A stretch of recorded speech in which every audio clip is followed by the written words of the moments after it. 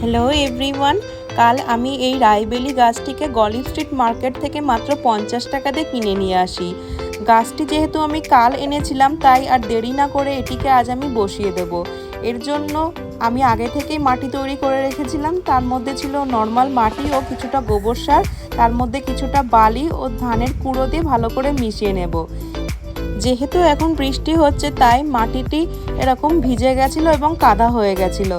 এরপর একটি বড় সাইজের গ্রো ব্যাগ নিয়ে তাতে এই বানানো মাটিটি ধীরে ধীরে দিয়ে ভরে নেব। তারপর রাইবেলি গাছটির গোড়া থেকে এই সুতোর মতো অংশটিকে আলাদা করে নেব এবং গাছটিকে আলতো করে ওই মাটির মধ্যে চেপে বসিয়ে দেব। তারপর উপর থেকে বানানো মাটিটি দিয়ে আস্তে আস্তে ভরে দেব। তারপর এই সুতোটিকে ছাড়িয়ে গাছটির ডালটিকে একটু ছড়িয়ে দেব। গাছটিতে দেখুন কত বড় বড় কড়ি এসছে এবং ফুলটির গন্ধ খুবই সুন্দর।